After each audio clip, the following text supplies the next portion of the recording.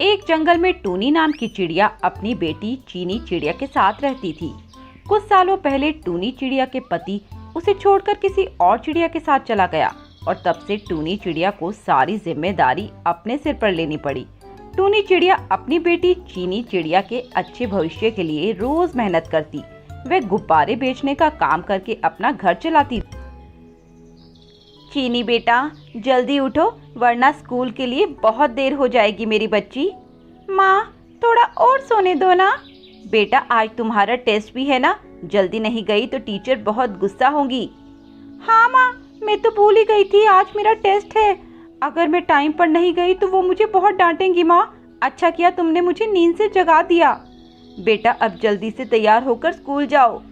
ऐसा कहकर चीनी जल्दी से स्कूल के लिए तैयार हो जाती है और टूनी चिड़िया हमेशा की तरह उसे स्कूल छोड़ते हुए अपने काम पर चली जाती है। वह अपनी बेटी को स्कूल छोड़कर गुब्बारे बेचने के लिए चली जाती है। आज अगर अच्छी कमाई हो जाए तो मैं अपनी बेटी के लिए नए कपड़े लेकर जाऊंगी। बहुत टाइम से मेरी बच्ची के लिए मैं कुछ नहीं ले पाई, वह देखकर बहुत खुश हो जाएगी। तभी वहां से कुछ आवारा कौवे गुजर रहे होते हैं।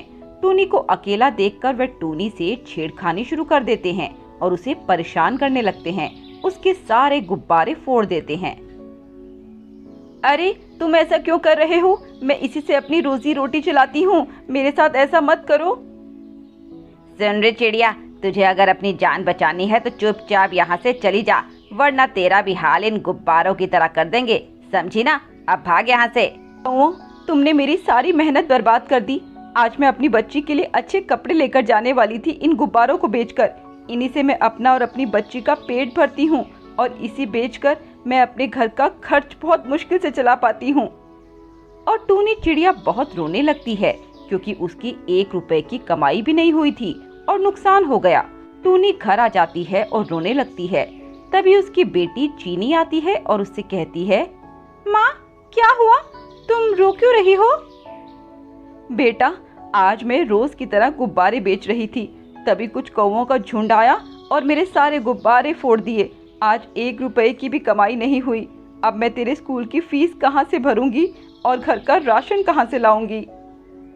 माँ, तुम रो मत, मैंने कुछ पैसे जोड़ कर रखे थे। उस पैसे से राशन और कुछ बेचने के लिए गुब्बारे आ जाएंगे, जिससे तुम फिर से काम शुरू कर पाओगी। पर बेटी, तुमने ये सब पैसे कब जोड़े? माँ, तुम रोज मुझे पैसे देती थी ना, तो मैंने जोड़ लिए। मुझे लगा किसी समय काम आ जाएंगे। देखो माँ, आज आ गए ना। बेटी, वो तो ठीक है, पर तुम्हारे स्कूल की फीस भी तो भरनी है ना।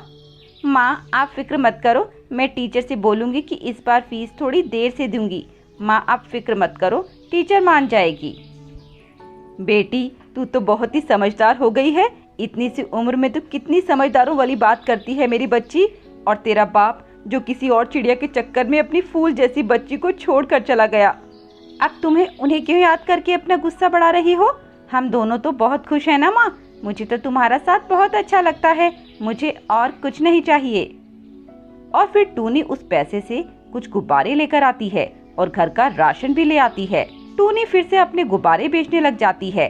टूनी बहुत मेहनत करने लगती है और फिर एक दिन बहुत बीमार हो जाती है।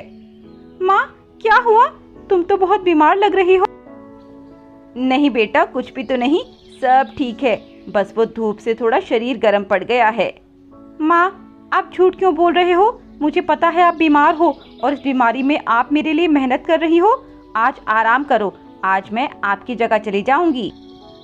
नहीं नहीं बेटा, मैं ठीक हूँ, तुम अपने स्कूल जाओ वरना लेट हो जाओगी। मैं अपने काम पर चली जाऊंगी, तू मेरी फिक्र मत कर। माँ, मैं अब से स्कूल नहीं जा सकती। पर क्यों बेटा, क्या हुआ?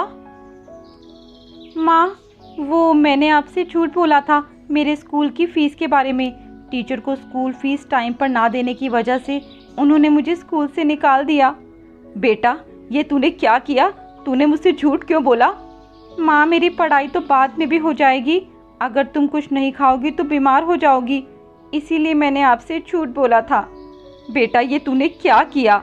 माँ, मैंने जो किया ठीक किया। चल बेटा, मैं तेरे स्कूल चलकर टीचर से प्रार्थना करूंगी कि मुझे कुछ दिनों का समय दे दे। नहीं माँ, ऐसे कुछ करने की जरूरत नहीं है।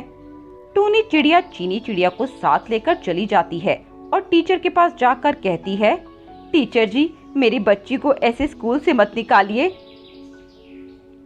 अरे, जब तुम्हारी हैसियत ही नहीं होती है पढ़ाने की तो तुम अपने बच्चे को पढ़ाती ही क्यों हो? उसे किसी सरकारी स्कूल में पढ़ाना चाहिए ना, यहाँ पर क्यों मुंह उठा के चले आती हो?